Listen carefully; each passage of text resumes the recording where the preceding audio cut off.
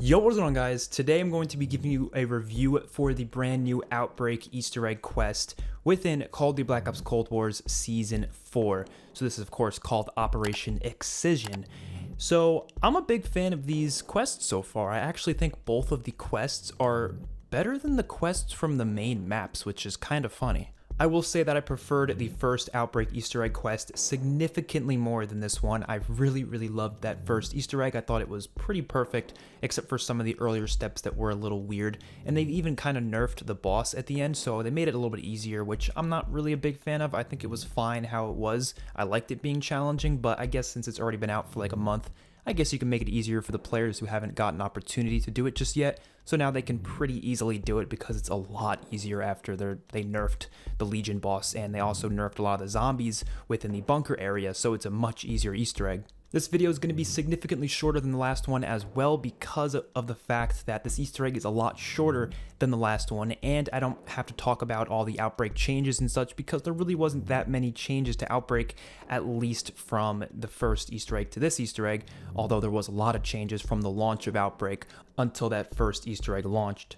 I will say, however, that the brand new Outbreak region, which is of course Zoo, is probably one of my favorite regions so far within Outbreak, of course out of the 6 regions that we have. It's just very simple and a lot smaller, and I kind of like the smaller regions within Outbreak because, honestly, although the maps are big, and I like having big maps, there isn't much filling up that space, so it kind of just feels like there's a lot of space that you're just running around to get from point A to point B, as opposed to having a lot of space to actually explore. I said this in my last review, but Outbreak significantly needs more stuff to do in terms of just mini quests, mini games, a bunch of different things. I feel like, yes, you have the 3 world events and you have a couple of side things, but that isn't enough in my opinion.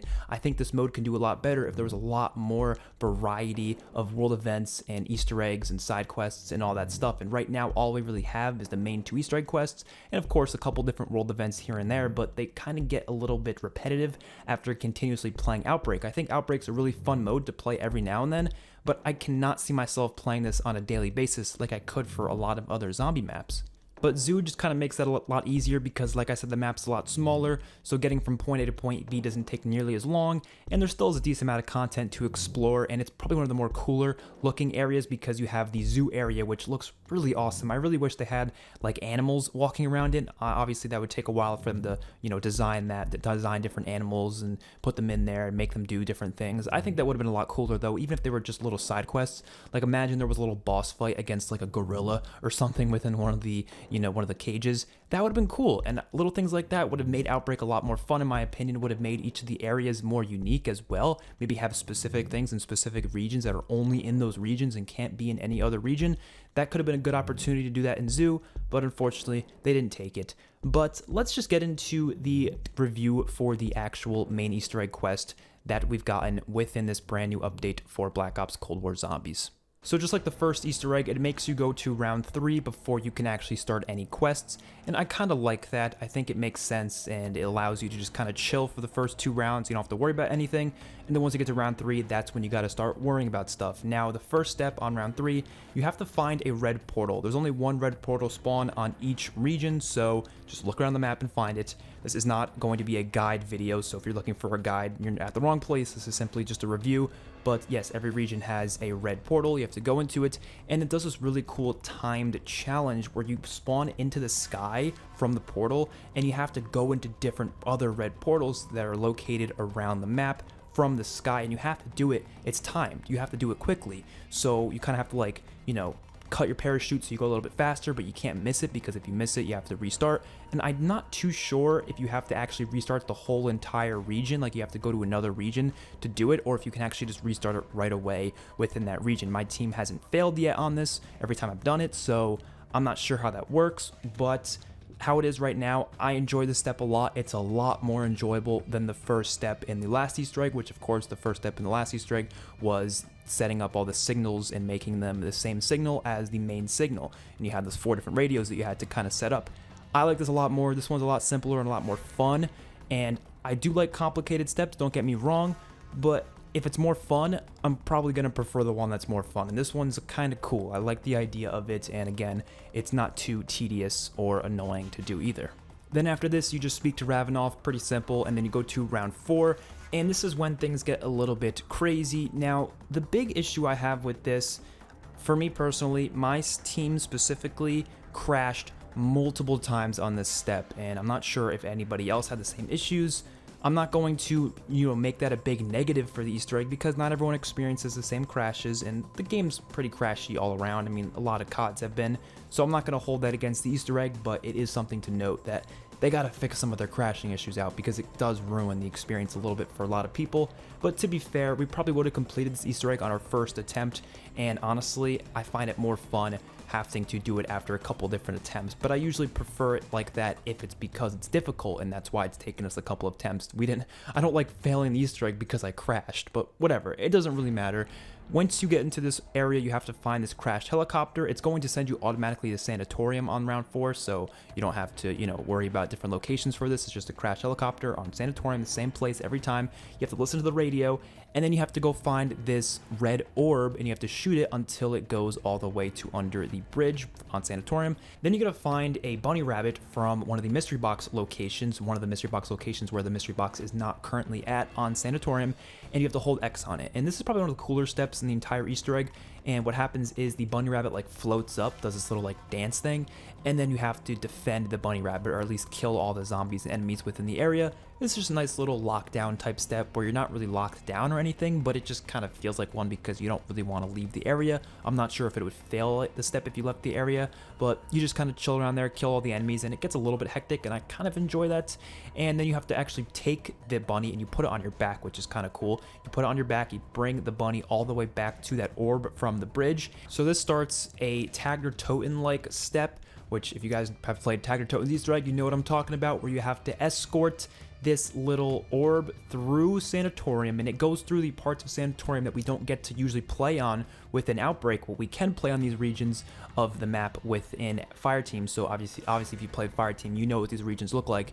And it kind of takes you through an escort-like step where you have to stay within this little bubble area, because if you go outside of the area, you're in the Dark Ether area, and the Dark Ether area kills you.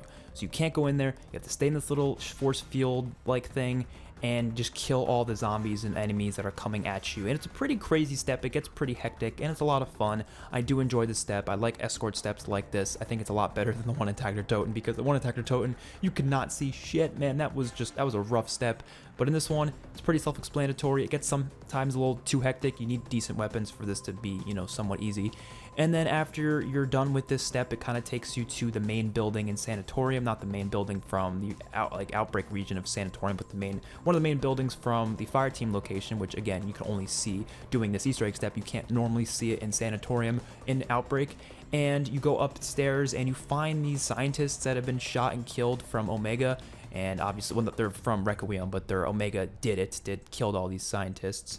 And so it kind of gives you some more story stuff. I think the story stuff in this Easter egg is actually pretty interesting, and they're doing a good job of kind of building up the prologue. It's basically a prologue to the next map, of course, which is Toten. They're doing a good job of building up the story for that map. In case you're interested in this story, I know not everyone is. A lot of people can give a rat's ass about it, but personally, I find some parts of it to be rather interesting, and I do think they're developing it well here.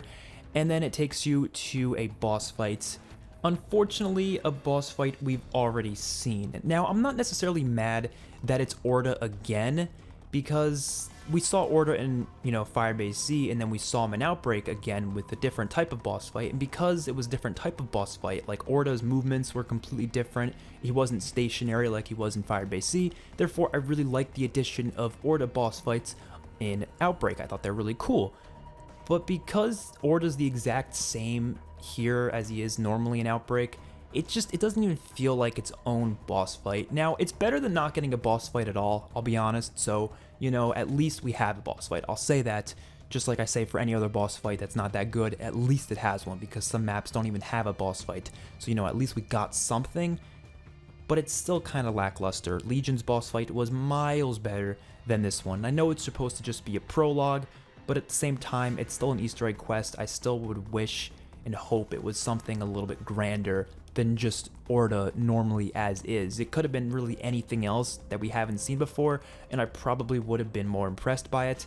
It's still a fun little boss fight because I think the Orta boss fights are usually pretty fun. They're usually pretty challenging. He has a decent amount of health, so you can't just evaporate him in seconds. So you sit there for a little bit, you have to try to take him out, and I enjoy that. I find a level of enjoyment in it, but because I've already done this a million times before in Outbreak, it definitely does lose that uniqueness, and I would much prefer they somehow took another boss, maybe made a bigger version of it like they did with Legion. They just took a Tempest and made a bigger version of Tempest.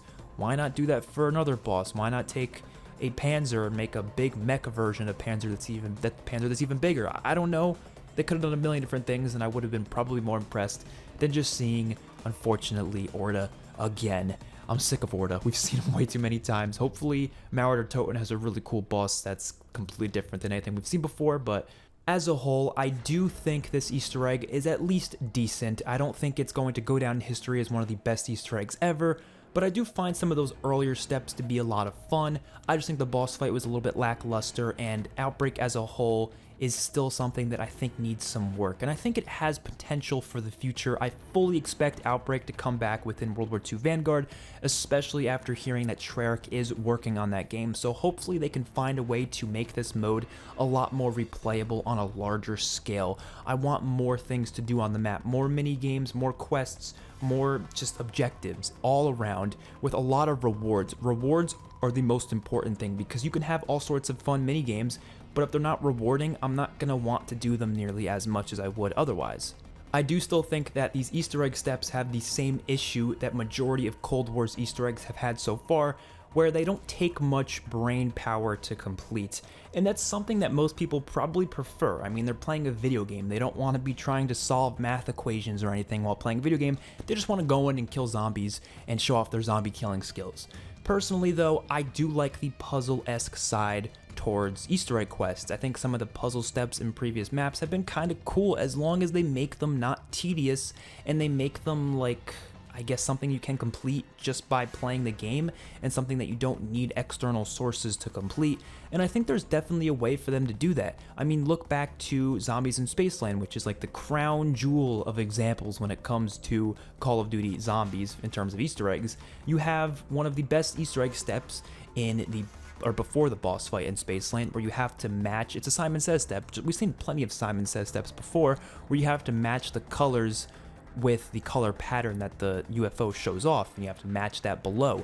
You don't need anything external to figure that out. You just need to use your brain and your memorization skills, and that's it. It's a simple step, but it's fun, and it's something that actually makes you use your brain. I wish Cold War had more steps like that, because I really don't believe that turning X on a couple radios and trying to make the signal the same takes much brain power. I don't believe jumping through a portal and then going into other portals around the area takes much brain power. I don't think holding X on an orb and then shooting the orb and then going, doing an escort mission, just shooting zombies, I don't think any of this takes much brain power. Yes, it takes skill because, it's just general zombie skill, like, being able to train around zombies, shoot them correctly, have good accuracy on them. All that stuff matters, but it's still missing that really deep brain power that a lot of other zombie maps have included, and a part of the zombies that I'm really missing out on, to be honest. I really think it's rewarding to solve Easter eggs, even for the first time, even for the 50th time, if it has something there that requires you to think differently every time you play it, not something where you can kind of do it on autopilot without any real issue. That is what I'm looking for, and I think last Easter egg kind of provided that in some ways, not completely. It gave at least a bit of a challenge, so at least you were on edge for the most part.